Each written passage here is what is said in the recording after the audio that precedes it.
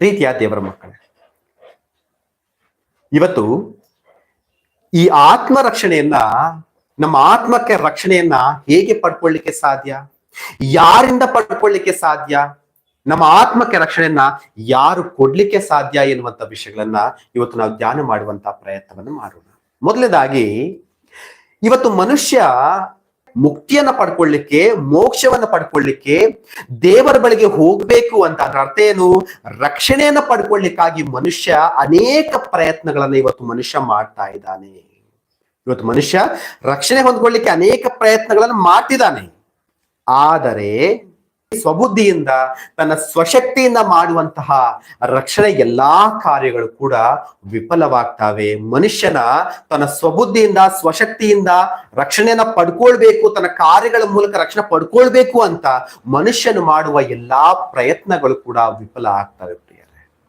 ಇವತ್ತು ನೋಡೋಣ, ಮನುಷ್ಯನ ಯಾವ ಒಳ್ಳೆ ಕಾರ್ಯಗಳು, ಮನುಷ್ಯ ಒಳ್ಳೆ ಕಾರ್ಯಗಳನ್ನ ಮಾಡ್ತಾನೆ, ಆದ್ರೆ ಅವನು ಮಾಡುವ ಒಳ್ಳೆ ಕೆಲಸಗಳಿಂದ, ಅವನು ಹೊಂದಿರುವಂತ ಒಳ್ಳೆ ವಿಷಯಗಳಿಂದ ಮನುಷ್ಯ ಆತ್ಮಕ್ಕೆ ರಕ್ಷಣೆಯನ್ನು ಪಡ್ಕೊಳ್ಳಿಕ್ಕೆ ಸಾಧ್ಯವಾಗಲ್ಲ ಅನ್ನುವಂಥ ವಿಷಯಗಳನ್ನ ಬೈಬಲ್ ಸ್ಪಷ್ಟವಾಗಿ ಹೇಳುವಂತ ಪ್ರಯತ್ನ ಮಾಡುತ್ತೆ. ಒಂದು ವಾಕ್ಯವನ್ನು ಓದಿಕೊಳ್ಳೋಣ. ಅಪೊಸ್ತಲರ ಕಾರ್ಯಗಳ ಪುಸ್ತಕ 10ನೇ ಅಧ್ಯಾಯದಲ್ಲಿ ನಾವು ಒಬ್ಬ ವ್ಯಕ್ತಿಯನ್ನು ನೋಡ್ತೇವೆ. ಈ ವ್ಯಕ್ತಿ ಬಹಳ ಒಳ್ಳೆಯ ಮನುಷ್ಯ, ದೇವರಲ್ಲಿ ಭಯಭಕ್ತಿ ಉಳ್ಳ ಮನುಷ್ಯನು ಕೂಡ ಹೌದು. ನಾವೊಂದ್ಸಾರಿ ಓದ್ಕೊಳ್ಳೋಣ. ಅಪೊಸ್ತಲರ ಕಾರ್ಯಗಳ ಪುಸ್ತಕ 10ನೇ ಅಧ್ಯಾಯ 1 ಮತ್ತು 2 ವಚನಗಳನ್ನ ಓದಿಕೊಳ್ಳೋಣ. ಕೈಸರೆಯದಲ್ಲಿ ಇತಾಲಿಯದ ಪಟಾಲಮೆನಿಸಿಕೊಳ್ಳುವ ಒಂದು ಪಟಾಲಮಿನ ಶತಾಧಿಪತಿಯಾದ ಕೊರ್ನೇಲ್ಯನೆಂಬ ಒಬ್ಬ ಮನುಷ್ಯನಿದ್ದನು. ಅವನು ಭಕ್ತನು, ತನ್ನ ಮನೆಯವರೆಲ್ಲರ ಸಹಿತವಾಗಿ ದೇವರಿಗೆ ಭಯಪಡುವವನೂ ಆಗಿದ್ದು, ಜನರಿಗೆ ಬಹಳವಾಗಿ ದಾನ ಧರ್ಮ ಮಾಡುತ್ತಾ ದೇವರಿಗೆ ನಿತ್ಯವೂ ಪ್ರಾರ್ಥನೆ ಮಾಡುತ್ತಾ ಇದ್ದನು. ಮಧ್ಯಾಹ್ನದ ಮೇಲೆ ಸುಮಾರು 3 ಗಂಟೆಗೆ ಅವನಿಗೆ ಒಂದು ದರ್ಶನ ಉಂಟಾಗಿ, ಒಬ್ಬ ದೇವದೂತನು ತನ್ನ ಬಳಿಗೆ ಬಂದು ಕೊರ್ನೇಲನೇ ಎಂದು ಕರೆಯುವುದನ್ನು ಅವನು ಪ್ರತ್ಯಕ್ಷವಾಗಿ ಕಂಡನು. ಇಲ್ಲಿ ಒಬ್ಬ ವ್ಯಕ್ತಿನ ನೋಡ್ತಾ ಇದ್ದೇವೆ. ಈತನ ಹೆಸರು ಕೊರ್ನೇಲಿ ಎಂಬುದಾಗಿ. ಈತನು ಒಬ್ಬ ಅಧಿಕಾರಿಯಾಗಿರ್ತಾನೆ. ಇತಾಲಿಯಾ ದೇಶದ ಪಟಾಲಮನೆನಿಸಿಕೊಳ್ಳುವಂತಹ ಒಬ್ಬ ಶತಾಧಿಪತಿ, ಅಂದ್ರೆ 100 ಜನಗಳ ಮೇಲೆ ಅಧಿಕಾರಿಯಾಗಿರುವಂತಹ ಒಬ್ಬ ವ್ಯಕ್ತಿ ಈತನಾಗಿರ್ತಾನೆ. ಯಾರು? ಈ ಕೊರ್ನೇಲಿ ಎನ್ನುವಂತ ವ್ಯಕ್ತಿ. ಈತನು ನೋಡ್ರಿ, ಆತನ ಪ್ರೊಫೈಲ್ ನೋಡಿ ಹೇಗಿದೆ. ಈತನು ಭಕ್ತನಾಗಿದ್ದಾನೆ, ದೇವರಲ್ಲಿ ಭಕ್ತಿ ಉಳ್ಳವನಾಗಿದ್ದಾನೆ, ತನ್ನ ಮನೆಯವರೆಲ್ಲರ ಸಹಿತವಾಗಿ ದೇವರಿಗೆ ಭಯಪಡುವಂತ ವ್ಯಕ್ತಿ ಆಗಿದ್ದಾನೆ. ಅಂದ್ರೆ ಈತನಲ್ಲಿ ದೇವರಲ್ಲಿ ಭಯವೂ ಇದೆ, ಹಾಗೆ ಭಕ್ತಿಯೂ ಕೂಡ ಇದೆ. ಹಾಗೆ ನೋಡ್ತೇವೆ, ಈತನು ದಾನ ಧರ್ಮಗಳನ್ನ ಮಾಡುವಂತ ವ್ಯಕ್ತಿ ಆಗಿರ್ತಾನೆ, ಅಂದ್ರೆ ಒಳ್ಳೆಯ ಕಾರ್ಯಗಳನ್ನ ಮಾಡುವಂತ ವ್ಯಕ್ತಿ ಆಗಿರ್ತಾನೆ. ಹಾಗೆ ನೋಡ್ತೇವೆ, ಈತನು ನಿತ್ಯವೂ ಕೂಡ ದೇವರಿಗೆ ಪ್ರಾರ್ಥನೆ ಮಾಡುವಂತ ವ್ಯಕ್ತಿಯೂ ಕೂಡ ಆಗಿರ್ತಾನೆ. ನೋಡ್ರಿ, ಮೊದಲನೇದಾಗಿ ಈತನು ದೇವರಲ್ಲಿ ಭಯಭಕ್ತಿ ಉಳ್ಳ ಮನುಷ್ಯ, ಅನೇಕ ದಾನ ಧರ್ಮಗಳನ್ನ ಮಾಡುವಂತ ಮನುಷ್ಯ, ನಿತ್ಯವೂ ಪ್ರಾರ್ಥನೆ ಮಾಡುವಂತ ವ್ಯಕ್ತಿ. ಹಾಗೆ ಮುಂದೆ ನೋಡಿದ್ರೆ ದೇವರನ್ನ ದರ್ಶನವನ್ನು ಕೂಡ ಪಡೆದುಕೊಂಡಂತಹ ವ್ಯಕ್ತಿ ಯಾರಾಗಿದ್ದಾನೆ? ಈ ಕೊರ್ನೇಲಿ ಆಗಿದ್ದಾನೆ. ಆದ್ರೆ ಇಷ್ಟೆಲ್ಲ ಇರುವಂತ ಈ ವ್ಯಕ್ತಿಗೆ ರಕ್ಷಣೆ ಇದೆಯಾ ಅಂದ್ರೆ ರಕ್ಷಣೆ ಖಂಡಿತವಾಗ್ಲೂ ಇಲ್ಲ. ಈತನಿಗೆ ರಕ್ಷಣೆ ಖಂಡಿತವಾಗ್ಲೂ ಇಲ್ಲ. ಈತನು ಭಕ್ತನೇ, ದೇವರಲ್ಲಿ ಭಯ ಇದೆ, ದೇವರಲ್ಲಿ ಭಕ್ತಿ ಇದೆ, ಪ್ರಾರ್ಥಿಸುವಂತ ವ್ಯಕ್ತಿನೇ, ಹಾಗೆ ಅನೇಕ ಒಳ್ಳೆ ದಾನ ಧರ್ಮದ ಅನೇಕ ಒಳ್ಳೆ ಕಾರ್ಯಗಳನ್ನ ಮಾಡುವಂತ ವ್ಯಕ್ತಿನೇ. ಆದ್ರೂ ಕೂಡ ಈ ವ್ಯಕ್ತಿಗೆ ಏನಿಲ್ಲ, ರಕ್ಷಣೆ ಅನ್ನೋದು ಇಲ್ಲ ಪ್ರಿಯರೇ. ಅದಕ್ಕೆ ದರ್ಶನದಲ್ಲಿ ದೇವರ ಅದನಿಗೆ ಸೀಮೋನ ಪೇತ್ರನ ಕರೆಸಿಕೊಂಡು ರಕ್ಷಣೆಗೆ ಕಾರಣವಾದ ಮಾತುಗಳನ್ನ, ನಿನಗೆ ರಕ್ಷಣೆಗೆ ಸಿಗುವಂತಹ ಮಾತುಗಳನ್ನ ನೀನು ಕೇಳಬೇಕು ಎಂಬುದಾಗಿ ಪೇತ್ರನನ್ನ, ಅಪೊಸ್ತಲನಾಗಿರುವಂತಹ ಪೇತ್ರನನ್ನ ಕರೆಸಿಕೊಳ್ಳಿಕ್ಕಾಗಿ ಈತನಿಗೆ ದೇವರು ದರ್ಶನದ ಮೂಲಕವಾಗಿ ತಿಳಿಸ್ತಾರೆ. ಅನಂತರ ಈ ಕೊರ್ನೇಲಿ ತನ್ನ ದಾಸರ ಮೂಲಕವಾಗಿ ಅಪೊಸ್ತಲನಾಗಿರುವಂತಹ ಪೇತ್ರನನ್ನ ಬರಮಾಡಿಕೊಂಡು ಆ ಪೇತ್ರನ ಮೂಲಕವಾಗಿ ಕೇಳುವಂತಹ ಮಾತುಗಳ ಮೂಲಕವಾಗಿ ಈ ಕೊರ್ನೇಲಿಯನಾಗ್ತಾನೆ, ರಕ್ಷಣೆಯನ್ನ ಪಡ್ಕೊಳ್ತಾನೆ. ಆತ್ಮ ಸಂಬಂಧವಾದ ರಕ್ಷಣೆಗೆ ಆತನು ಬಾಧ್ಯಸ್ಥನಾಗ್ತಾನೆ ಎಂಬುವಂತ ವಿಷಯಗಳನ್ನ ಈ ಒಂದು 10ನೇ ಅಧ್ಯಾಯ ಪೂರ್ತಿಯಾಗಿ ಓದುವಾಗ ನಮ್ಗೆ ಚೆನ್ನಾಗಿ ಅರ್ಥವಾಗುವಂತದ್ದಾಗಿದೆ ಪ್ರಿಯರೇ. ಈ ಕೊರ್ನೇಲಿ ಎನ್ನುವಂತ ವ್ಯಕ್ತಿ ಪೇತ್ರನ ಮೂಲಕವಾಗಿ ಯಾವ ಮಾತುಗಳನ್ನ ಕೇಳಲಿಕ್ಕಿದ್ದ ಆ ಮಾತುಗಳ ಮೂಲಕವಾಗಿ ಮಾತ್ರವೇ ತನಗೆ ಏನ್ ಬರ್ತಾ ಇದೆ, ರಕ್ಷಣೆ ಅನ್ನೋದು ಬರ್ಲಿಕ್ಕೆ ಸಾಧ್ಯವಾಯಿತು. ಅದನ್ನು ಬಿಟ್ಟು ಆತನ ಒಂದು ದಾನ ಧರ್ಮಗಳಾಗಲಿ, ಆತನ ಒಂದು ಒಳ್ಳೆಯ ಕ್ರಿಯೆಗಳಾಗಲಿ, ಆತನ ಒಂದು ಪ್ರಾರ್ಥನೆಗಳಾಗಲಿ, ಆತನ ಒಂದು ದೇವರಲ್ಲಿ ಭಯಭಕ್ತಿ, ಇವೆಲ್ಲವೂ ಕೂಡ ಆತನನ್ನ ದೇವರಿಗೆ ಹತ್ರ ಮಾಡ್ಲಿಕ್ಕೆ ಸಾಧ್ಯವಾಗ್ಲಿಲ್ಲ. ಅಂದ್ರೆ ದೇವರು ಪ್ರತಿ ಮನುಷ್ಯನಿಗೂ ಕೊಡುವಂತ ರಕ್ಷಣೆಯನ್ನು ಹೊಂದ್ಕೊಳ್ಳಿಕ್ಕೆ ಆತನು ಅರ್ಹನಾಗಿ ಇರ್ಲಿಲ್ಲ. ಇವೆಲ್ಲವೂ ಕೂಡ ಇರ್ಬೇಕು, ಒಳ್ಳೇದು, ಇವೆಲ್ಲ ಇರ್ಬೇಕು ಕೂಡ. ಯಾವಾಗಿರ್ಬೇಕು ಅಂದ್ರೆ ದೇವರು ಕೊಡುವಂತ ರಕ್ಷಣೆನ ಪಡ್ಕೊಂಡ ಮೇಲೆ ಇವೆಲ್ಲವನ್ನು ಕೂಡ ನಾವು ಮುಂದುವರಿಸುವಂತ ಪ್ರಯತ್ನ ಮಾಡ್ಬೇಕು. ರಕ್ಷಣೆ ಹೊಂದಿಕೊಳ್ಳದೆ ರಕ್ಷಣೆಗೋಸ್ಕರವಾಗಿ ಇವೆಲ್ಲವನ್ನು ಮಾಡುವುದಾದ್ರೆ ಖಂಡಿತವಾಗ್ಲೂ ನಮ್ಮ ಪ್ರಯಾಸ ವ್ಯರ್ಥ ಎಂಬುದಾಗಿ ನಾವು ಅರ್ಥ ಮಾಡಿಕೊಳ್ಳಬೇಕು. ಅಂದ್ರೆ ಮನುಷ್ಯನು ದೇವರ ಬಳಿಗೆ ಬರದೆ ದೇವರು ಮನುಷ್ಯನಿಗೆ ಸಿದ್ಧ ಮಾಡಿರುವಂತಹ ರಕ್ಷಣೆಯನ್ನು ಮನುಷ್ಯನು ಹೊಂದಿಕೊಳ್ಳದೆ ಈ ಲೋಕದಲ್ಲಿ ಏನೇ ಮಾಡಿದ್ರು ಕೂಡ ಅದೇನಾಗ್ತದೆ, ವ್ಯರ್ಥವಾಗಿ ಹೋಗುತ್ತೆ. ಅದರಿಂದ ಮನುಷ್ಯನಿಗೆ ರಕ್ಷಣೆ ಸಿಗ್ಲಿಕ್ಕೆ ಸಾಧ್ಯವಾಗುವುದಿಲ್ಲ. ಇವತ್ತು ಮನುಷ್ಯ ಏನಂದ್ಕೊಳ್ತಾನಂದ್ರೆ, ನಾನು ಬಹಳ ಪಾಪಗಳನ್ನು ಮಾಡಿದ್ದೇನೆ, ನಾನು ಒಳ್ಳೆ ಕೆಲಸಗಳನ್ನ ಮಾಡಿದ್ರೆ ನನ್ನ ಪಾಪವೆಲ್ಲವೂ ಪರಿಹಾರವಾಗುತ್ತೆ ಎಂಬುದಾಗಿ ನೆನೆಸ್ಕೊಳ್ತಾನೆ. ಒಂದ್ ಕಡೆ ಪಾಪವನ್ನು ಮಾಡ್ತಿದ್ದಾನೆ, ಒಂದ್ ಕಡೆ ಒಳ್ಳೆಯ ಕಾರ್ಯಗಳನ್ನ ಮಾಡ್ತಿದ್ದಾನೆ. ಆ ಮನುಷ್ಯನ ಆಲೋಚನೆ ಏನಂದ್ರೆ, ನಾನು ಪಾಪಗಳನ್ನ ಮಾಡ್ತಿದ್ದೇನೆ ಸರಿ, ಆದ್ರೆ ಇದಕ್ಕೆ ಪ್ರತಿಫಲವಾಗಿ ನಾನು ಒಳ್ಳೆ ಕೆಲಸಗಳನ್ನ ಮಾಡಿದ್ರೆ, ಇಲ್ಲ ಬಡವರಿಗೆ ಊಟ ಕೊಡೋದು, ಇಲ್ಲ ದಾನ ಧರ್ಮ ಮಾಡುವಂಥದ್ದು, ಇಲ್ಲ ಅಪಾಯದಲ್ಲಿರುವಂತರ ಕಾಪಾಡುವಂಥದ್ದು, ಇಲ್ಲ ಆಪರೇಷನ್ ಅಲ್ಲಿ ಪ್ರಾಣಾಪಾಯದಲ್ಲಿರುವಂತ ವ್ಯಕ್ತಿಗೆ ಒಂದು ಹಣ ಸಹಾಯ ಮಾಡುವಂಥದ್ದು, ಹೀಗೆ ಒಳ್ಳೆ ಕಾರ್ಯಗಳನ್ನ ಮಾಡಿದ್ರೆ ನನ್ನ ಪಾಪಗಳು ಪರಿಹಾರವಾಗುತ್ತೆ ಎಂಬುದಾಗಿ ಮನುಷ್ಯ ಇವತ್ತು ಅಂದುಕೊಳ್ತಾ ಇದ್ದಾನೆ. ಈ ಮೂಲಕವಾಗಿ ನಾನು ದೇವರಿಗೆ ಹತ್ತಿರವಾಗ್ಬೋದು, ಈ ಮೂಲಕವಾಗಿ ನಾನು ಆತ್ಮಕ್ಕೆ ರಕ್ಷಣೆ ಪಡ್ಕೊಳ್ಬಹುದು ಅಂತ ಮನುಷ್ಯ ಇವತ್ತು ಆಲೋಚನೆಯನ್ನ ಮಾಡ್ಕೊಳ್ತಾ ಇದ್ದಾನೆ. ಆದರೆ ಮನುಷ್ಯನ ಯಾವ ಕಾರ್ಯಗಳು ಕೂಡ ರಕ್ಷಣೆಗೆ ಮನುಷ್ಯನನ್ನ ಕರೆದುಕೊಂಡು ಹೋಗೋದಿಲ್ಲ. ಯಾಕಂದ್ರೆ ಮನುಷ್ಯ ಒಂದ್ ಕಡೆ ಪಾಪವನ್ನ ಮಾಡ್ತಿದ್ದಾನೆ, ಒಂದ್ ಕಡೆ ಒಳ್ಳೆ ಕಾರ್ಯಗಳನ್ನ ಮಾಡ್ತಿದ್ದಾನೆ. ಹೇಗೆ ಸಾಧ್ಯ? ಒಂದು ಚೆಂಬಿದೆ, ಆ ಚೆಂಬಿನಿಂದ ನೀರಿದೆ, ಆ ಚೆಂಬಿನಿಂದ ನಾವು ನೀರನ್ನ ಕೆಳಗಡೆ ಹಾಕುವಾಗ ಯಾವ ನೀರು ಬರ್ಲಿಕ್ಕೆ ಸಾಧ್ಯ? ಒಳ್ಳೆ ನೀರು ಬರ್ಲಿಕ್ಕೆ ಸಾಧ್ಯನಾ, ಕೆಟ್ಟ ನೀರು ಬರ್ಲಿಕ್ಕೆ ಸಾಧ್ಯನಾ? ಯಾವ ನೀರು? ಈಗ ಒಳಗಡೆ ಒಳ್ಳೆ ನೀರು ಅಂದ್ಕೊಳ್ಳೋಣ, ಒಳ್ಳೆ ನೀರನ್ನ ಆಚೆ ನಾವು ಉಯ್ದಾಗ ಯಾವ ನೀರು ಬರುತ್ತೆ? ಒಳ್ಳೆ ನೀರು ಮಾತ್ರ ಬರ್ತದೆ, ಹೌದಲ್ವಾ? ಕೆಟ್ಟ ನೀರು ಬರುತ್ತಾ? ಬರುತ್ತೆ. ಒಂದ್ ವೇಳೆ ಆ ಚೆಂಬಲ್ಲಿರುವಂತಹ ತಂಬಿಗೆ ಇರುವಂತಹ ನೀರು ಕೆಟ್ಟ ನೀರಾಗಿತ್ತು ಅಂದ್ಕೊಳ್ಳೋಣ, ಅದನ್ನ ನಾವು ಆಚೆ ಹಾಕುವಾಗ ಯಾವ ನೀರು ಆಚೆ ಬರ್ತದೆ? ಕೆಟ್ಟ ನೀರು ಮಾತ್ರ ಬರ್ಲಿಕ್ಕೆ ಸಾಧ್ಯ, ಹೌದಲ್ವಾ? ಒಳ್ಳೆ ನೀರು ಬರ್ಲಿಕ್ಕೆ ಸಾಧ್ಯನಾ? ಸಾಧ್ಯ. ಹೀಗಿರುವಾಗ ಮನುಷ್ಯನ ಒಂದ್ ಕಡೆ ಒಳ್ಳೇದನ್ನೂ ಮಾಡ್ತಾ ಒಂದ್ ಕಡೆ ಕೆಟ್ಟದನ್ನು ಮಾಡುವಾಗ ದೇವರು ಹೇಗೆ ಆತನ ನೀತಿವಂತನಂತ ಎಣಿಸ್ಲಿಕ್ಕೆ ಸಾಧ್ಯವಾಗ್ತದೆ? ಪ್ರೀತಿಯ ದೇವರ ಮಕ್ಕಳೇ, ಒಂದು ಸಣ್ಣ ಎಕ್ಸಾಂಪಲ್ ಕೊಡ್ತೇನೆ, ನಾವು ಅರ್ಥ ಮಾಡ್ಕೊಳ್ಳಿಕ್ಕಾಗಿ. ದೇವರು ಮನುಷ್ಯನನ್ನ ಪರಿಶುದ್ಧನಾಗಿ ಜೀವಿಸ್ಬೇಕು ಅಂತ ಆತನೇನ್ ಮಾಡಿದಾನೆ? ನಮ್ಮನ್ನ ಭೂಮಿಗೆ ಕಳಿಸಿದಾನೆ. ಆದ್ರೆ ನಾವೇನ್ ಮಾಡ್ತಿದೀವಿ? ಇವತ್ತು ಪಾಪದಲ್ಲಿ ಬಿದ್ದು, ಪಾಪದ ಕೆಸರಲ್ಲಿ ಬಿದ್ದು ನಾವು ಹೊಲಸಾಗಿದ್ದೀವಿ. ನಾವು ಇವತ್ತು ಈ ಹೊಲಸನ್ನ ತೊಳ್ಕೊಳ್ಳಿಕ್ಕೆ ಮನುಷ್ಯ ಏನ್ ಮಾಡ್ಬೇಕು? ನೀರನ್ನ ಉಪಯೋಗಿಸ್ಬೇಕು, ಹೌದಲ್ವಾ? ಈಗ ಒಬ್ಬ ಮನುಷ್ಯ, ಈಗ ಮನೆಯಲ್ಲಿರುವಂತ ಒಬ್ಬ ವ್ಯಕ್ತಿ ಹೊರಗಡೆ ಒಳ್ಳೆ ಡ್ರೆಸ್ ಮಾಡ್ಕೊಂಡು ಚೆನ್ನಾಗಿ ರೆಡಿಯಾಗಿ ಆಚೆ ಹೋಗಿದ್ದಾನೆ. ಮನೆ ಇಲ್ಲಿಂದ ಆಚೆ ಹೊರಗಡೆ ಹೋಗುವಾಗ ಚೆನ್ನಾಗಿ ಹೋದ, ಚೇರಿನಲ್ಲಿ ಬಿದ್ದೋದ. ಮತ್ತೆ ಮನೆ ಒಳಗೆ ಬರುವಾಗ ನಾವು ಸೇರಿಸುವ ಮನೆ ಒಳಗಡೆ ಆತನನ್ನ ಸೇರ್ಸಲ್ಲ. ಯಾಕೆ? ನೀನು ಹೊಲಸಲ್ಲಿ ಬಿದ್ದಿದ್ಯಾ, ನೀನ್ ಮನೆ ಒಳಗೆ ಬಂದ್ರೆ ಮನೆ ಕೂಡ ಗಲೀಜಾಗ್ತದೆ, ನೀನ್ ಮಾಡಿ ಫಸ್ಟ್ ಸ್ನಾನ ಮಾಡಿ ಆಮೇಲೆ ಮನೆ ಒಳಗೆ ಬಾ ಎಂಬುದಾಗಿ ಹೇಳ್ತೇವೆ. ಆತನ ಯಾರು? ಬೇರೆಯವನಲ್ಲ, ನಮ್ಮ ಕುಟುಂಬಸ್ಥನೇ, ನಮ್ಮ ಕುಟುಂಬದವನೇ ಆ ವ್ಯಕ್ತಿ. ಆದ್ರೂ ಕೂಡ ನೀನು ಹೊಲಸಾಗಿದ್ದೀಯಾ, ಫಸ್ಟ್ ಹೊಲಸನ್ನ ತೊಳ್ಕೊಂಡ್ ಬಾ ಎಂಬುದಾಗಿ ಹೇಳ್ತೇನೆ. ಹೀಗಿರುವಾಗ ಪ್ರಿಯರೇ, ದೇವರ ರಕ್ಷಣೆಯನ್ನು ಪಡ್ಕೊಂಡು ದೇವರ ಬಳಿಗೆ, ದೇವರ ಮನೆಗೆ ನಾವು ಹೋಗ್ಬೇಕಂತ ಹೇಳಿದ್ರೆ ನಾವು ಏನಾಗಿರ್ಬೇಕು? ಪರಿಶುದ್ಧರಾಗಿರ್ಬೇಕು. ಲೋಕದಲ್ಲಿ ಬಂದು ನಾವ್ ಏನಾಗಿದ್ದೀವಿ? ಕೊಚ್ಚೆಯಲ್ಲಿ ಬಿದ್ದು ಹೊಲಸಾಗಿದ್ದೇವೆ ನಾವು. ಅಂದ್ರೆ ಪಾಪ ಎನ್ನುವಂತ ಹೊಲಸನ್ನ ನಾವು ಮೆತ್ಕೊಂಡಿರುವಾಗ ಆ ಪಾಪ ಎನ್ನುವಂತ ಹೊಲಸನ್ನ ತೊಳ್ಕೊಂಡ ಮೇಲೆನೆ ನಾವು ದೇವರ ಬಳಿಗೆ ಹೋಗ್ಲಿಕ್ಕೆ ಸಾಧ್ಯ.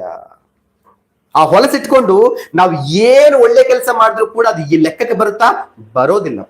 ದೇವರನ್ನ ಲೆಕ್ಕಕ್ಕೆ ತೆಗೆದುಕೊಳ್ಳೋದಿಲ್ಲ. ಯಾಕಂದ್ರೆ ನಾವೇನಾಗಿದ್ದೀವಿ? ಹೊಲಸಲ್ಲಿದ್ದೀವಿ. ಈ ವಿಷಯ ನಮ್ಗೆ ಚೆನ್ನಾಗಿ ಅರ್ಥ ಆದ್ರೆ, ದೇವರು ಕೊಡುವಂತಹ ಮನುಷ್ಯ ಪಾಪದಲ್ಲಿದ್ದಾನೆ, ಆ ಪಾಪದಿಂದ ಹೊರಗೆ ಬರ್ತೇವೆ. ಅವಾಗ ಹೇಳಿದೆ, ನಾನು ಕಳೆದ ವಾರದಲ್ಲಿ ಹೇಳಿದೆ, ಪಾಪದಿಂದ ಮನುಷ್ಯನಿಗೆ ರಕ್ಷಣೆ ಬೇಕು ಅಂತ. ಈ ಪಾಪದಿಂದ ಮನುಷ್ಯ ಹೊರಗಡೆ ಬರುವ ತನಕ ಅವನು ಮಾಡುವ ಯಾವ ಕಾರ್ಯಗಳಿಂದಲೂ ಕೂಡ ಅವನಿಗೆ ಏನ್ ಸಿಗೋದಿಲ್ಲ? ಪಾಪದಿಂದ ಬಿಡುಗಡೆ ಸಿಗೋದಿಲ್ಲ, ಪಾಪದಿಂದ ರಕ್ಷಣೆ ಮನುಷ್ಯನಿಗೆ ಸಿಗೋದಿಲ್ಲ. ಹಾಗಾಗಿ ಕಳೆದ ವಾರದಲ್ಲಿ ನಾನು ಹೇಳಿದ 5 ವಿಷಯಗಳಲ್ಲೂ ಕೂಡ ಮನುಷ್ಯನಿಗೆ ಏನ್ ಬೇಕು? ಬಿಡುಗಡೆ ಅನ್ನೋದು ಬೇಕೇ ಬೇಕು, ರಕ್ಷಣೆ ಅನ್ನೋದು ಬೇಕೇ ಬೇಕು.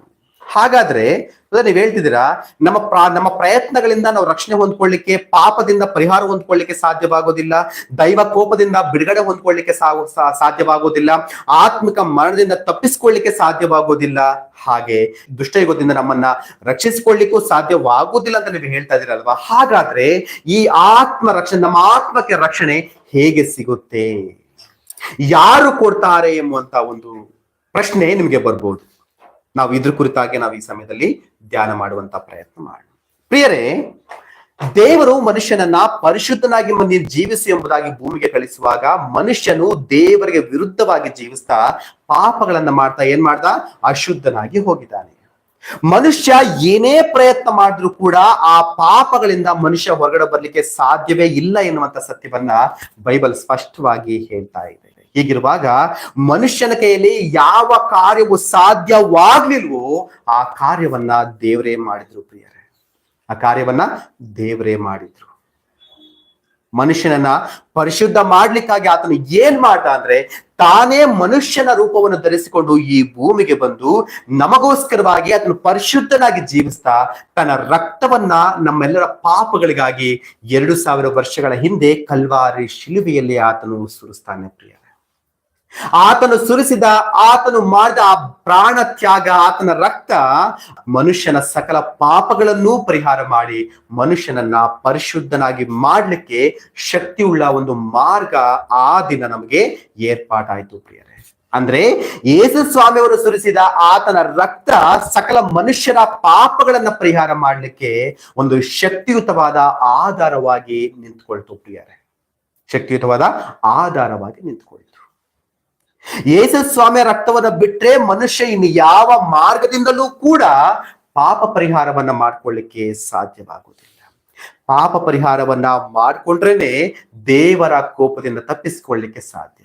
ದೇವರ ಕೋಪದಿಂದ ತಪ್ಪಿಸಿಕೊಂಡ್ರೇನೆ ಆತನು ಆತ್ಮಿಕವಾದ ಮರಣದಿಂದ ತಪ್ಪಿಸಿಕೊಳ್ಳಿಕ್ಕೆ ಸಾಧ್ಯ. ಹಾಗಾಗಿ ಮನುಷ್ಯನಿಗೆ ಪಾಪದಿಂದ ಬಿಡುಗಡೆ ಬೇಕು ಅಂದ್ರೆ ಯೇಸು ಸ್ವಾಮಿಯವರು ಈ ಭೂಮಿಗೆ ಬರಲೇಬೇಕಾಗಿತ್ತು, ತನ್ನ ಪ್ರಾಣವನ್ನ ಬಲಿಯಾಗಿ ಅರ್ಪಿಸಲೇಬೇಕಾಗಿತ್ತು.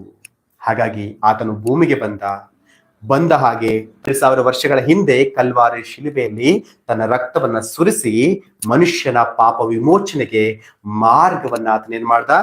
ಸಿದ್ಧ ಮಾಡಿದ್ದಾನೆ. ರೈಟ್, ಈಗ ಪಾಪ ಪರಿಹಾರಕ್ಕೆ, ರಕ್ಷಣೆಗೆ ಮಾರ್ಗ ಸಿದ್ಧವಾಗಿದೆ ಇವಾಗ. ಹಾಗಾದ್ರೆ ಈ ರಕ್ಷಣೆಯನ್ನ ನಾವು ಪಡ್ಕೊಳ್ಳೋದು ಹೇಗೆ? ನಾವು ಹೇಗೆ ರಕ್ಷಣೆಯನ್ನ ಪಡ್ಕೊಳ್ಳಿಕ್ಕೆ ಸಾಧ್ಯ ಎನ್ನುವಂತ ವಿಷಯವನ್ನ ನಾವು ಧ್ಯಾನ ಮಾಡೋಣ. ಮೊದಲನೇದಾಗಿ ಪ್ರಿಯರೇ, ಒಂದು ವಾಕ್ಯವನ್ನು ಓದೋಣ. 1 ಯೋಹಾನ ಪತ್ರಿಕೆ 1ನೇ ಅಧ್ಯಾಯ 9ನೇ ವಚನವನ್ನು ಓದೋಣ. 1 ಯೋಹಾನ 1:9. ನಮ್ಮ ಪಾಪಗಳನ್ನು ಒಪ್ಪಿಕೊಂಡು ಅರಿಕೆ ಮಾಡಿದರೆ ಆತನು ನಂಬಿಗಸ್ತನು ನೀತಿವಂತನು ಆಗಿರುವುದರಿಂದ ನಮ್ಮ ಪಾಪಗಳನ್ನು ಕ್ಷಮಿಸಿಬಿಟ್ಟು ಸಕಲ ಅನೀತಿಯನ್ನು ಪರಿಹರಿಸಿ ನಮ್ಮನ್ನು ಶುದ್ಧಿ ಮಾಡುವನು. ನೋಡ್ರಿ, ನಮ್ಮ ಪಾಪಗಳನ್ನ ಒಪ್ಪಿಕೊಂಡು ಅರಿಕೆ ಮಾಡಿ ಬಿಟ್ಟು ಬಿಡುವುದಾದರೆ, ದೇವ್ರ ಮಾತು ಹೇಳ್ತಾ ಇದೆ, ನಮಗೋಸ್ಕರವಾಗಿ ಕರ್ತನಾಗಿರುವಂತಹ ಯೇಸು ಕ್ರಿಸ್ತನು ತನ್ನ ರಕ್ತದ ಮೂಲಕವಾಗಿ ಆತನು ಸಿದ್ಧಪಡಿಸಿರುವಂತಹ ಪಾಪ ವಿಮೋಚನೆ ಅಥವಾ ಪಾಪದಿಂದ ಬಿಡುಗಡೆ ಅಥವಾ ರಕ್ಷಣೆಯನ್ನ ನಾವು ಹೊಂದ್ಕೊಳ್ಬೇಕಂದ್ರೆ ಮೊದಲನೇದಾಗಿ ನಾವೇನ್ ಮಾಡ್ಬೇಕಂದ್ರೆ, ನಾನು ಪಾಪಿ ಎಂಬುವಂತ ವಿಷಯವನ್ನ ನಾವು ಗ್ರಹಿಸಿಕೊಳ್ಬೇಕು. ನಾನು ಪಾಪಿ ಅಂತ ಒಪ್ಪಿಕೊಂಡು ಯಾವ ವಿಷಯದಲ್ಲಿ ಪಾಪಗಳನ್ನ ಮಾಡಿದ್ದೇವೋ ಆ ಪಾಪದ ವಿಷಯದಲ್ಲಿ ಪಶ್ಚಾತ್ತಾಪವನ್ನ ಪಟ್ಟು ಏನ್ ಮಾಡ್ಬೇಕು? ನಾವು ಅದನ್ನ ಬಿಡುವಂತ ಪ್ರಯತ್ನವನ್ನು ಮಾಡ್ಬೇಕು. ಇದು ಮೊದಲನೇ ವಿಷಯ.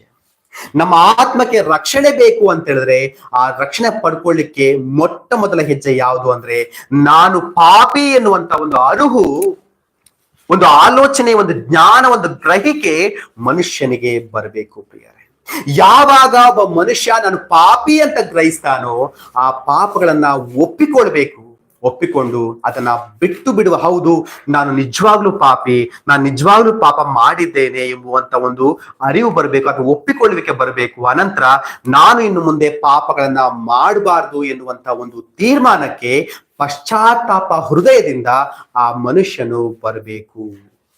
ಸರಿ, ಪಾಪನ ಒಪ್ಕೊಂಡ್ವಿ, ಪಾಪನ ಒಪ್ಕೊಂಡ ಮನುಷ್ಯ ಇನ್ ಮುಂದೆ ಮಾಡಲ್ಲ ಅಂತ ಅಂದ್ಕೊಂಡ, ಅಷ್ಟು ಮಾತ್ರ ರಕ್ಷಣೆ ಸಿಗುತ್ತಾ ಅಂದ್ರೆ ಇಲ್ಲ ಪ್ರಿಯ.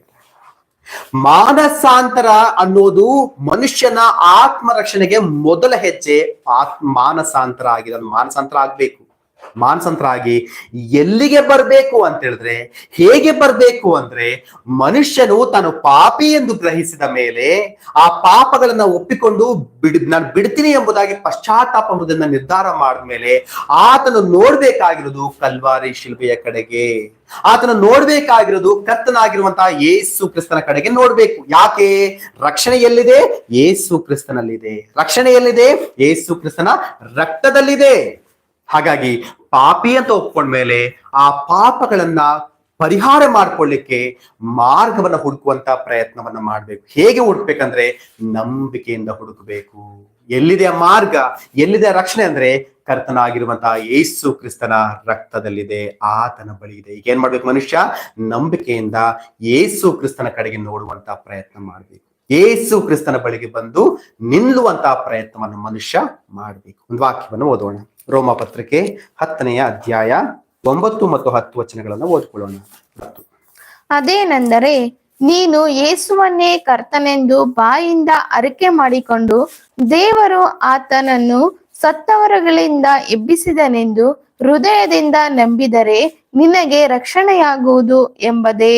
ಹೃದಯದಿಂದ ನಂಬುವುದರ ಮೂಲಕ ನೀತಿಯು ದೊರಕುತ್ತದೆ, ಬಾಯಿಂದ ಅರಿಕೆ ಮಾಡುವುದರ ಮೂಲಕ ರಕ್ಷಣೆಯಾಗುತ್ತದೆ. ಇಲ್ಲಿ ನೋಡ್ರಿ, ಯೇಸು ಕ್ರಿಸ್ತನ ಬಳಿಗೆ ಬರುವಂತಹ ಮನುಷ್ಯ ಹೇಗೆ ಬರ್ಬೇಕು ಅಂದ್ರೆ ನಂಬಿಕೆಯಿಂದ ಬರ್ಬೇಕಂತೆ. ಯಾವ ನಂಬಿಕೆ ಇರ್ಬೇಕು ಅಂತ ಹೇಳಿದ್ರೆ, ನೋಡ್ರಿ, ನೀನು ಯೇಸುವನ್ನೇ ಕರ್ತನೆಂದು ಬಾಯಿಂದ ಅರಿಕೆ ಮಾಡಿಕೊಂಡು ದೇವರ ಆತನನ್ನು ಸತ್ತವರೊಳಗಿಂದ ಎಬ್ಬಿಸಿದನೆಂದು ಹೃದಯದಿಂದ ನಂಬಿದರೆ ನಿನಗೆ ರಕ್ಷಣೆಯಾಗುತ್ತೆ ಎಂಬುದಾಗಿ.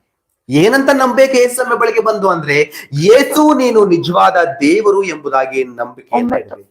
ಅನಂತರ, ದೇವ ನೀನು ನನ್ನ ಪಾಪಗಳಿಗಾಗಿ ದೇವರಾಗಿದ್ರು ಕೂಡ ಭೂಮಿಗೆ ಮನುಷ್ಯ ರೂಪವನ್ನು ಧರಿಸಿಕೊಂಡು ಬಂದ ದೇವರು ನೀನು ಸ್ವಾಮಿ. ನನಗೋಸ್ಕರವಾಗಿಯೇ ಕಲ್ವಾರಿ ಶಿಲುಬೆಯಲ್ಲಿ ನೀನು ನಿನ್ನ ಪ್ರಾಣವನ್ನ ಬಲಿಯಾಗಿ ಅರ್ಪಿಸಿದೆಯಾ ದೇವ. ನಿನ್ನ ರಕ್ತವನ್ನು ನೀನು ಸುರಿಸಿದ್ದು ನನಗೋಸ್ಕರವಾಗಿಯೇ ದೇವರೇ ಎಂಬುದಾಗಿ ಹೃದಯ ತುಂಬಿ ಆತನ ಏನ್ ಮಾಡ್ಬೇಕು? ನಂಬಬೇಕು. ಹೃದಯ ಪೂರ್ವಕವಾಗಿ ಆತನ ನಂಬಬೇಕು. ದೇವ, ನಿನ್ನ ರಕ್ತದ ಮೂಲಕವಾಗಿ ಮಾತ್ರವೇ ನನಗೆ ಪಾಪ ಪರಿಹಾರ ಸಾಧ್ಯ ಎನ್ನುವಂತ ವಿಷಯವನ್ನ ಆತನ ನಂಬಬೇಕು. ಆ ನಂಬಿ ಆತನ ರಕ್ತವನ್ನ ಆಶ್ರಯಿಸುವಂತ ಪ್ರಯತ್ನವನ್ನು ಮಾಡಬೇಕು. ಆತನ ರಕ್ತವನ್ನ ಆಶ್ರಯಿಸುವಂತ ಪ್ರಯತ್ನವನ್ನು ಮಾಡಬೇಕು. ಅನಂತರ ಇನ್ಯಾವ ನಂಬಿಕೆ ಬರ್ಬೇಕು ಅಂದ್ರೆ, ಆತನು ಸತ್ತು ಹೂಣಲ್ಪಟ್ಟ, ಆದ್ರೆ ಇವತ್ತಿಗೂ ಸಮಾಧಿ ನಿಲ್ಲ, ಅದೇನಾಗಿದ್ದಾನೆ ಮತ್ತೆ ಜೀವಂತವಾಗಿ ಪುನರುತ್ಥಾನ ಹೊಂದಿ ಎದ್ದು ಬಂದಿದ್ದಾನೆ. ಆ ವಿಷಯವನ್ನು ಕೂಡ ನಂಬೇಕು. ನಾವೇನಂತ ಹೇಳಿ, ಏಸಪ್ಪ ನೀನು ಸತ್ತು ನನಗೋಸ್ಕರವಾಗಿ ಸತ್ತು ಹೂಣಲ್ಪಟ್ಟೆ, ಸಮಾಧಿ ಮಾಡಲ್ಪಟ್ಟೆ, ಮತ್ತೆ 3ನೇ ದಿನದಲ್ಲಿ ಜೀವಂತವಾಗಿ ನನಗೋಸ್ಕರವಾಗಿ ಎದ್ದು ಬಂದಿದ್ಯಾ ಅನ್ನೋದನ್ನು ಕೂಡ ನಾವು ನಂಬಬೇಕು. ಆಗಲೇ ಒಬ್ಬ ಮನುಷ್ಯ ಆತನ ರಕ್ತದ ಮೂಲಕವಾಗಿ ತೊಳೆಯಲ್ಪಡ್ತಾನೆ, ಆತನ ಪಾಪಕ್ಕೆ ಪರಿಹಾರ ಸಿಗುತ್ತೆ, ಆತನಿಗೆ ರಕ್ಷಣೆ ಅನ್ನೋದು ಆಗುತ್ತೆ. ಮೊದಲನೇದಾಗಿ ಮನುಷ್ಯ ಏನ್ ಮಾಡ್ಬೇಕು?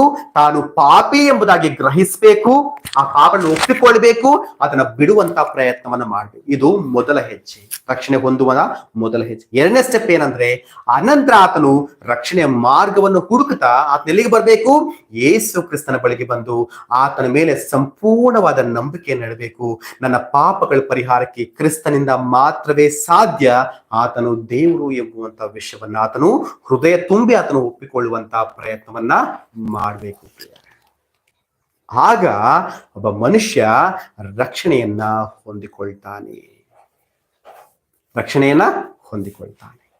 ಪ್ರೀತಿಯ ದೇವರ ಮಕ್ಕಳೇ, ಈ ಕಾರ್ಯವನ್ನ ಇವತ್ತು ಪ್ರತಿಯೊಬ್ಬ ಮನುಷ್ಯನು ಕೂಡ ಮಾಡ್ಬೇಕಾಗಿದೆ. ಇದು ಕೇವಲ ಕ್ರೈಸ್ತರಿಗೋಸ್ಕರ ಮಾತ್ರ ಅಲ್ಲ.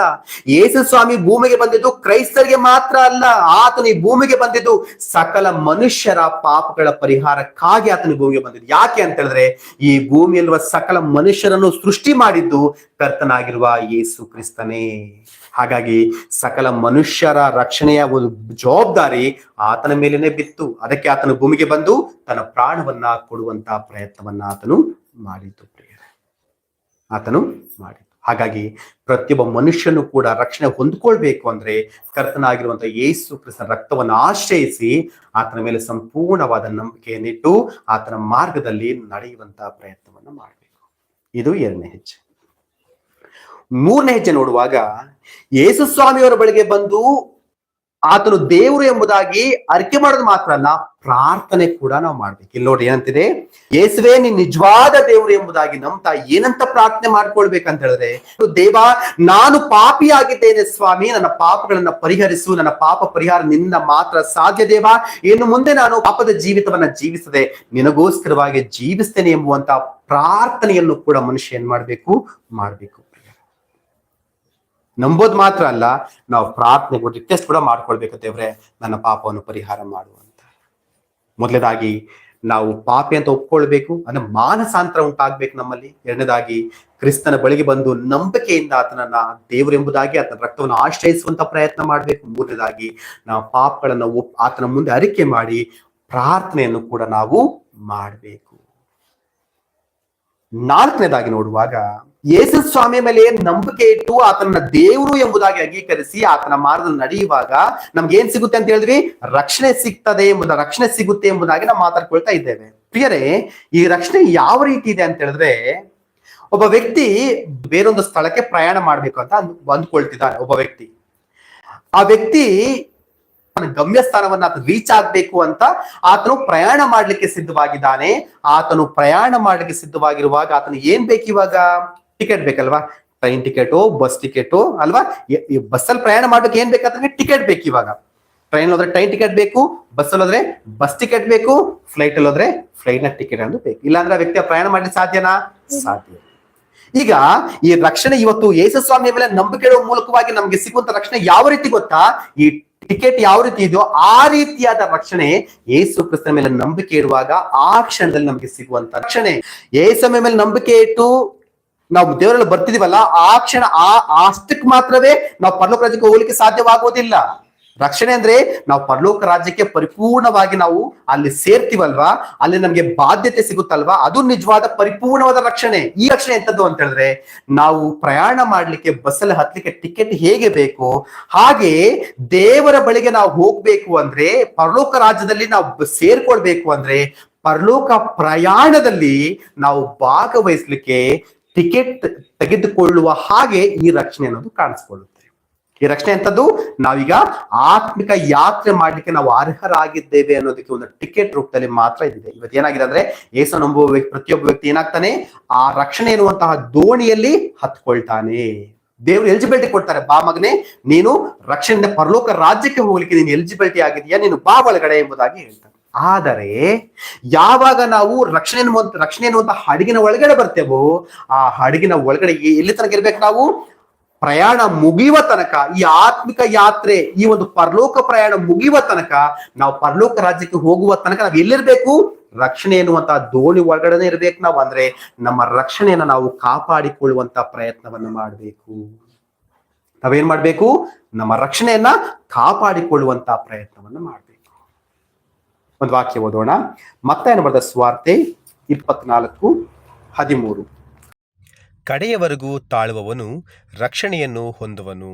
ನೋಡಿದ್ರ ಪ್ರಿಯರೇ, ಅಂದ್ರೆ ಕೊನೆಯ ತನಕ ಯಾರು ತಾಳ್ಕೊಳ್ತಾರೋ ಅವರು ಮಾತ್ರವೇ ರಕ್ಷಣೆ ಹೊಂದ್ತಾರೆ. ಯೇಸು ಕ್ರಿಸ್ತನ ಬಳಿಗೆ ಬಂದು ನಮ್ಮ ಪ್ರಾರ್ಥನೆಯ ಮೂಲಕ ಆತನ ದೇವರೆಂಬುದಾಗಿ ಅಂಗೀಕರಿಸಿಕೊಳ್ಳುವ ಮೂಲಕವಾಗಿ ನಾವು ಯಾವ ರಕ್ಷಣೆಯನ್ನ ಪಡ್ಕೊಂಡ್ವೋ ಆ ರಕ್ಷಣೆಯನ್ನ ಕೊನೆಯ ತನಕ ನಾವೇನ್ ಮಾಡ್ಬೇಕು, ಕಾಪಾಡಿಕೊಳ್ಬೇಕು.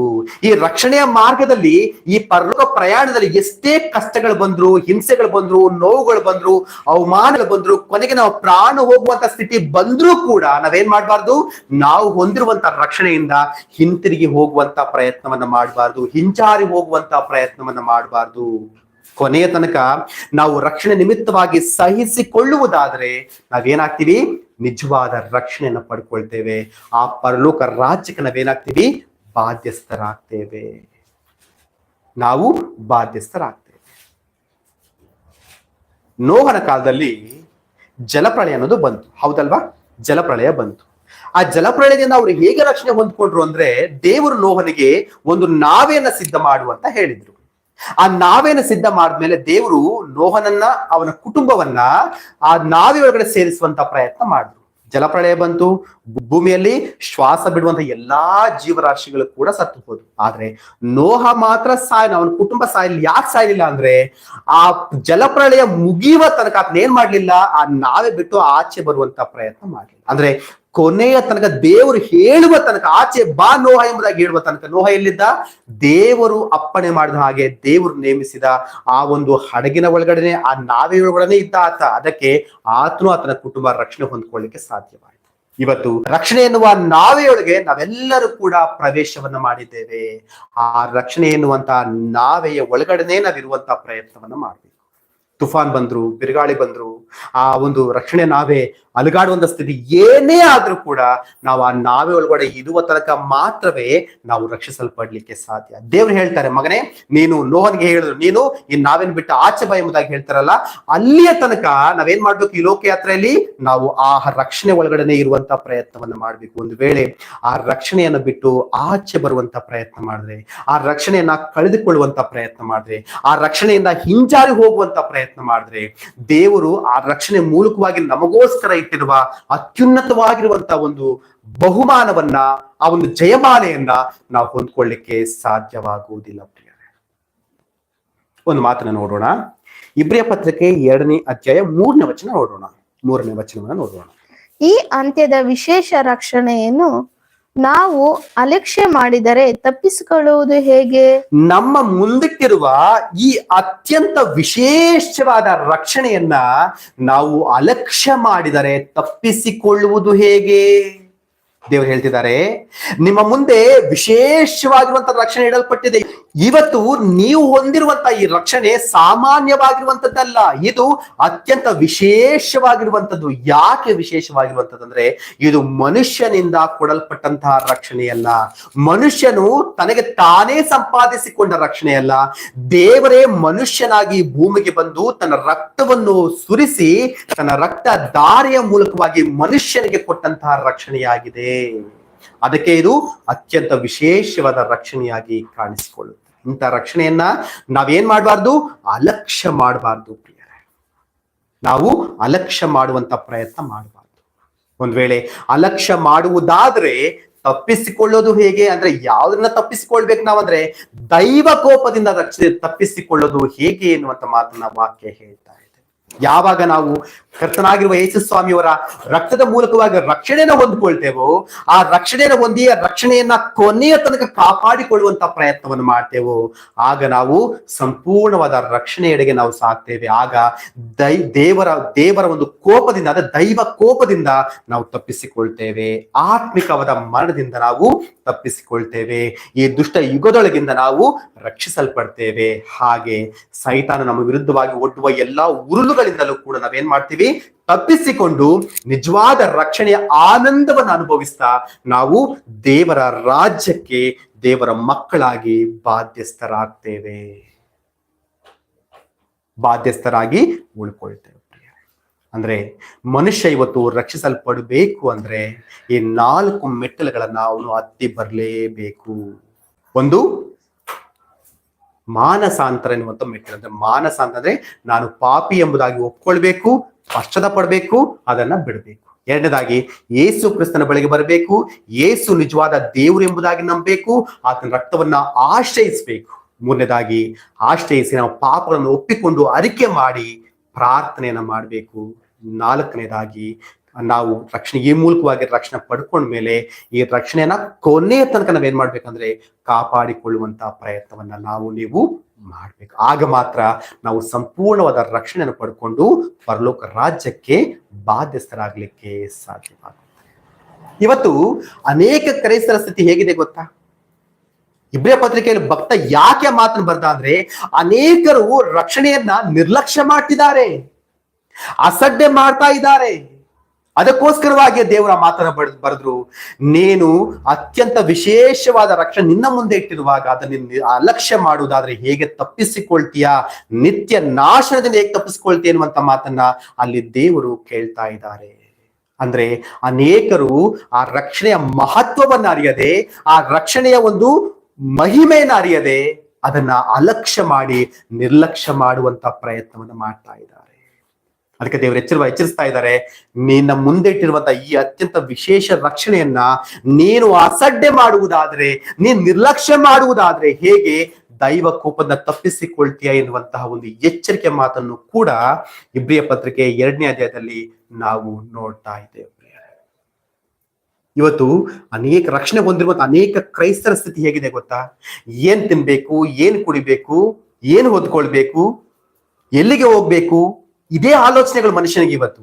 ಆದ್ರೆ ನಾನು ದೇವರ ಮಗನಾಗಿದ್ದೇನೆ, ನಾನು ದೇವರಿಂದ ರಕ್ಷಣೆಯನ್ನು ಪಡ್ಕೊಂಡಿದ್ದೇನೆ, ಆ ರಕ್ಷಣೆಯನ್ನು ಕಾಪಾಡಿಕೊಳ್ಬೇಕು, ಆ ರಕ್ಷಣೆ ಮಾರ್ಗದನ್ನ ನಡೀಬೇಕು ಎನ್ನುವಂತ ಆಲೋಚನೆ ಇವತ್ತು ಅನೇಕ ಕ್ರೈಸ್ತರಲ್ಲಿ ಇಲ್ಲ ಪ್ರಿಯರೇ. ಭಕ್ತಿಯ ವೇಷ ಇದೆ ಇವತ್ತು, ಆದ್ರೆ ನಿಜವಾದ ಭಕ್ತರಾಗಿ ಇವತ್ತು ಅನೇಕ ಕ್ರೈಸ್ತರು ಕಾಣಿಸಿಕೊಳ್ತಾ ಇಲ್ಲ. ಅನೇಕರು ತಮ್ಮ ರಕ್ಷಣೆಯನ್ನ ಪಡ್ಕೊಂಡಿರುವ ರಕ್ಷಣೆಯನ್ನು ಬಿಟ್ಟು ಹಿಂಜಾರಿ ಹೋಗ್ಬಿಟ್ಟಿದ್ದಾರೆ. ಆದ್ರೆ ಅವ್ರಿಗೆ ಏನ್ ಅರ್ಥ ಆಗ್ತಿಲ್ಲ ಅಂದ್ರೆ, ನಾನು ರಕ್ಷಣೆಯಿಂದ ಆಚೆ ಹೋಗಿದ್ದೇನೆ, ರಕ್ಷಣೆಯನ್ನ ಕಳೆದುಕೊಂಡಿದ್ದೇನೆ ಎನ್ನುವಂತ ವಿಷಯ ಇವರಿಗೆ ಅರ್ಥ ಆಗ್ತಾ ಇಲ್ಲ ಪ್ರಿಯರೇ, ಇವರಿಗೆ ಅರ್ಥ ಆಗ್ತಾ ಇಲ್ಲ. ಅದಕ್ಕೆ ಅನೇಕರು ಅಂತ್ಯ ದಿನದಲ್ಲಿ ಬಂದು ಯೇಸು ಮಾತ್ರ ಬಂದು ಕೇಳ್ತಾರಂತೆ, ದೇವ್ರೇ, ನಾನು ನಿನ್ನ ಬೋಧನೆಯನ್ನ ಮಾಡ್ಲಿಲ್ವಾ, ನಿನ್ನ ಸೇವೆಯನ್ನು ಮಾಡ್ಲಿಲ್ವಾ, ದೆವ್ವಗಳನ್ನ ಬಿಡಿಸಿಲ್ವಾ, ಅದ್ಭುತಗಳನ್ನ ಮಾಡ್ಲಿಲ್ವಾ, ದೇವ್ರೇ ನಾನು ನಿನಗೋಸ್ಕರವಾಗಿ ಜೀವಿಸ್ಲಿಲ್ಲ ಎಂಬುದಾಗಿ ಅನೇಕರು ಬಂದು ದೇವ್ರ ಬಳಿ ಕೇಳ್ಕೊಳ್ತಾರಂತೆ, ನಮಗೂ ಕೂಡ ಪರಲೋಕ ರಾಜ್ಯದಲ್ಲಿ ಅವಕಾಶ ಕೊಡು ಅಂತ. ಅದು ಏಸಪ್ಪ ಹೇಳ್ತಾರೆ, ನೀವ್ ಯಾರು ನನಗೆ ಗೊತ್ತಿಲ್ಲ, ಧರ್ಮ ಮೀರಿ ನಡೆಯುವವರೇ ನನ್ನಿಂದ ತೊಲಗಿ ಹೋಗಿರಿ ಎಂಬುದಾಗಿ ಹೇಳ್ತಾರಂತೆ. ಈ ಮಾತನ್ನು ಯಾರಿಗೆ ಹೇಳ್ತಾರೆ ಗೊತ್ತಾ? ಅನ್ಯರಿಗಲ್ಲ, ದೇವರ ಮಕ್ಕಳು ಯಾರು ರಕ್ಷಣೆ ಹೊಂದಿದ್ದಾರೋ ಅವರಿಗೆ ಹೇಳುವಂತ ಮಾತು. ಯಾಕೆ ಈ ಮಾತನ್ನ ರಕ್ಷಣೆ ಹೊಂದಿದವರಿಗೆ ದೇವರು ಹೇಳ್ತಿದ್ದಾರೆ? ರಕ್ಷಣೆ ಹೊಂದಿದ್ದೀವಿ ಅಂತ ಅಂದುಕೊಳ್ಳುವವರಿಗೆ ಯಾಕೆ ಈ ಮಾತನ್ನ ಹೇಳ್ತಾರಂದ್ರೆ, ರಕ್ಷಣೆ ಏನೋ ಹೊಂದಿದ್ರು, ದೇವರ ಬಳಿಗೆ ಬಂದ್ರು, ಆದ್ರೆ ಆ ರಕ್ಷಣೆಯಲ್ಲಿ ಕೊನೆಯ ತನಕ ನಿಲ್ಲುವಂತ ಪ್ರಯತ್ನವನ್ನು ಮಾಡ್ಲಿ. ಅದಕ್ಕೆ ಅವರು ತಮ್ಮ ಗಮ್ಯ ಸ್ಥಾನವನ್ನ ಸೇರ್ಲಿಕ್ಕೆ ಸಾಧ್ಯವಾಗಲಿಲ್ಲ. ಬಸ್ಸನ್ನ ಹತ್ತದ ಮೇಲೆ ನಾವು ಸೇರ್ಬೇಕಾದ ಸ್ಥಳಕ್ಕೆ ಹೋಗುವ ತನಕ ನಾವೆಲ್ಲಿರ್ಬೇಕು? ಬಸ್ಸಲ್ಲೇ ಇರ್ಬೇಕು. ನಾನು ಗಾಡಿಯಲ್ಲಿ ತೆಳ್ಕೊಂಡ್ ಬರ್ತೇನೆ ಅಂದ್ರೆ ಆಗ್ತದಾ? ಆಗೋದಿಲ್ಲ. ಬಸ್ಸಿಂದ ಆಚೆ ಹೋಗ್ತೇನೆ ಅಂದ್ರೆ ಹೋಗ್ಲಿಕ್ಕೆ ನಾವು ಸೇರ್ಲಿಕ್ಕೆ ಸಾಧ್ಯ ಆಗ್ತದಾ?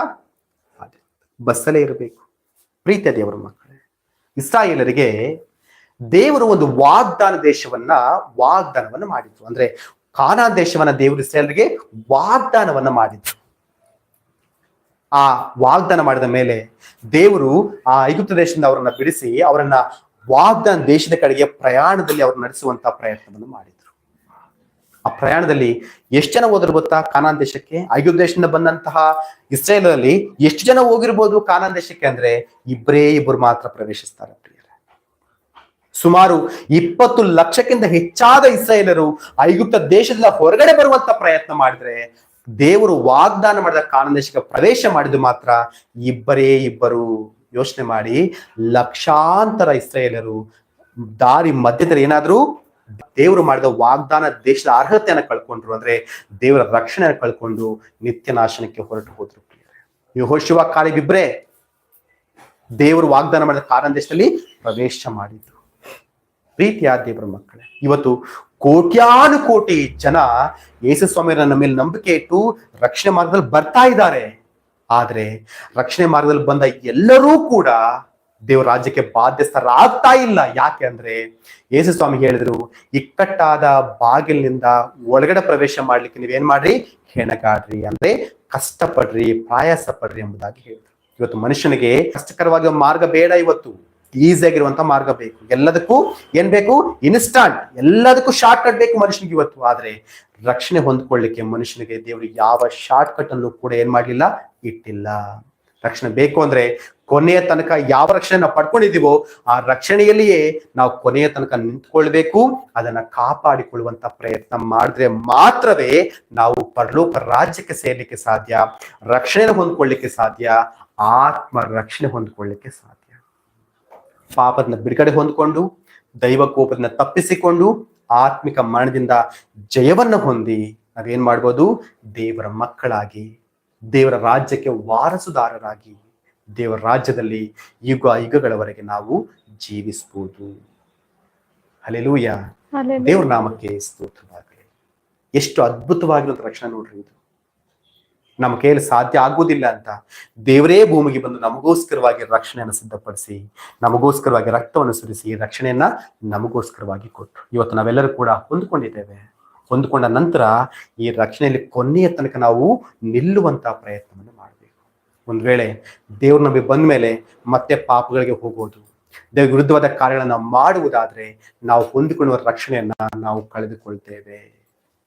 ಪರಲೋಕ ರಾಜ್ಯನ ನಾವು ಕಳೆದುಕೊಳ್ತೇವೆ. ದೇವರಿಂದ ನಿಂದಿಸಲ್ಪಟ್ಟು ನಾವು ನಿತ್ಯಾಗ್ನಿ ದಂಡನೆಗೆ ಗುರಿಯಾಗ್ತೇವೆ. ಹಾಗಾಗಿ ಪ್ರೀತಿಯ ದೇವರ ಮಕ್ಕಳೇ, ಈ ಸಂದೇಶದ ಮೂಲಕವಾಗಿ ಭೂಮಿಯಲ್ಲಿರೋ ಪ್ರತಿ ಮನುಷ್ಯನಿಗೆ ಹೇಳ್ತಿದ್ದಾರೆ, ಆತ್ಮ ರಕ್ಷಣೆಯನ್ನ ಹೊಂದ್ಕೊಳ್ಬೇಕು ಅಂದ್ರೆ ಮನುಷ್ಯ ಯೇಸು ಸ್ವಾಮಿಯವರ ಬಳಿಗೆ ಬರಲೇಬೇಕು, ಆತನ ರಕ್ತವನ್ನು ಆಶ್ರಯಿಸಲೇಬೇಕು, ಆತನ ದೇವರಾಗಿ ಒಪ್ಪಿಕೊಳ್ಳಲೇಬೇಕು, ಆತನ ಮಾರ್ಗದಲ್ಲಿ ನಡೆಯಲೇಬೇಕು. ಅನಂತರ ಕೊನೆಯ ತನಕ ನಾವೇನ್ ಮಾಡ್ಬೇಕು, ಹೊಂದಿರುವ ರಕ್ಷಣೆಯನ್ನ, ಪಡ್ಕೊಂಡಿರುವ ರಕ್ಷಣೆಯನ್ನ ಕಾಪಾಡಿಕೊಳ್ಬೇಕು, ಅದರಲ್ಲಿ ನಿಂತುಕೊಳ್ಳುವಂತ ಪ್ರಯತ್ನವನ್ನು ಮಾಡ್ಬೇಕು. ನಾವು ಮೊದಲು ಧ್ಯಾನ ಮಾಡಿದ್ವಲ್ವಾ, ಕೊರ್ನೆಲಿ ಭಕ್ತನಾಗಿದ್ದ, ದೇವರಲ್ಲಿ ಭಯವುಳ್ಳವನಾಗಿದ್ದ, ದಾನ ಧರ್ಮಗಳನ್ನು ಮಾಡುವವನಾಗಿದ್ದ, ಪ್ರಾರ್ಥನೆ ಮಾಡುವವನಾಗಿದ್ದ ಅಂತ. ನಾವು ರಕ್ಷಣೆ ಹೊಂದ್ಕೊಂಡ್ಮೇಲೆ ಈ ಎಲ್ಲಾ ಗುಣಗಳು ಕೂಡ ಯಾರಿರ್ಬೇಕು, ನಮ್ಮಲ್ಲಿ ಇರ್ಬೇಕು. ನಾವು ರಕ್ಷಣೆ ಹೊಂದಿಕೊಂಡ ಮೇಲೆ ಕೊರ್ನೇಲಿಯಲ್ಲಿ ಏನೆಲ್ಲಾ ಗುಣಗಳು ನೋಡ್ತೇವೋ, ದೇವರಲ್ಲಿ ಭಯಭಕ್ತಿ, ಪ್ರಾರ್ಥನಾ ಜೀವಿತ, ಒಳ್ಳೆಯ ಕಾರ್ಯಗಳನ್ನು ಮಾಡುವಂತ ಮನಸ್ಸು, ಇವೆಲ್ಲವೂ ಕೂಡ ನಮ್ಮಲ್ಲಿದ್ದು ಕೊನೆಯ ತನಕ ನಾವೇನ್ ಮಾಡ್ಬೇಕು, ರಕ್ಷಣೆ ಮಾರ್ಗದಲ್ಲಿಯೇ ನಾವು ಮುಂದುವರಿಯುವಂತ ಪ್ರಯತ್ನ ಮಾಡಬೇಕು. ಏನೇ ಆದ್ರೂ ಕೂಡ ನಾವು ಹಿಂಜರಿಯುವಂತ ಪ್ರಯತ್ನವನ್ನ ಮಾಡಬಾರದು. ಹಲ್ಲೆಲೂಯ. ದೇವ್ರ ನಾಮಕ್ಕೆ ಸ್ತೋತ್ರವಾಗಲಿ. ಈ ಮಾತುಗಳ ಮೂಲಕ ನಮ್ಮನ್ನು ನಾವು ಸರಿಪಡಿಸಿಕೊಳ್ಳೋಣ. ಒಂದು ವೇಳೆ ನಾವೇನಾದ್ರೂ ಬಿದ್ದು ಹೋಗಿದ್ರೆ ದೇವರು ಎಚ್ಚರಿಸ್ತಾ ಇದ್ದಾರೆ, ಎದ್ದು ನಿಲ್ಲುವುದಕ್ಕೆ ಮತ್ತೊಂದು ಅವಕಾಶ ನಿನಗೆ ಕೊಡ್ತಾ ಇದ್ದೀನಿ ಮಗನೇ ಎಂಬುದಾಗಿ. ಹಾಗಾಗಿ ಪ್ರೀತಿಯ ದೇವರ ಮಕ್ಕಳೇ, ಈ ಸಂದೇಶದ ಮೂಲಕ ನಮ್ಮನ್ನ ಆತ್ಮ ಪರಿಶೋಧನೆ ಮಾಡಿಕೊಳ್ಳೋಣ, ನಮ್ಮನ್ನು ಎಚ್ಚರಿಸಿಕೊಳ್ಳೋಣ, ನಮ್ಮನ್ನ ಸರಿಪಡಿಸಿಕೊಳ್ಳೋಣ. ದೇವರು ನಮಗೆ ಕೊಟ್ಟಿರುವ ಅತ್ಯಂತ ವಿಶೇಷವಾದ ರಕ್ಷಣೆಯಲ್ಲಿ ನಾವು ನಿಂತುಕೊಳ್ಳೋಣ, ಆ ಮಾರ್ಗದಲ್ಲಿ ಮುಂದುವರಿಯೋಣ. ಕೊನೆಯ ತನಕ ನಾವು ಪ್ರಯಾಣವನ್ನು ಮಾಡಿ ದೇವರ ರಾಜ್ಯಕ್ಕೆ ನಾವೆಲ್ಲ ಬಾಧ್ಯಸ್ಥರಾಗೋಣ ಅಂತ ಉನ್ನತವಾದ ಕೃಪೆಯನ್ನ, ಆಶೀರ್ವಾದವನ್ನ, ದೇವರಾತ್ಮನ ಮಾರ್ಗದರ್ಶನವನ್ನ ದೇವರು ನಮ್ಮೆಲ್ಲರಿಗೂ ಕೊಟ್ಟು ನಮ್ಮನ್ನು ಬಲಪಡಿಸಲಿ ಎಂಬುದಾಗಿ ನಾನು ಹೃದಯ ತುಂಬಿ ದೇವರಲ್ಲಿ ಪ್ರಾರ್ಥಿಸ್ತಾ ಇದ್ದೇನೆ. ಆಮೇಲೆ ದೇವರ ನಾಮಕ್ಕೆ ಮಹಿಮೆ ಉಂಟಾಗಲಿ. ಎಲ್ಲರಿಗೂ ಶಾಲೋಮ್.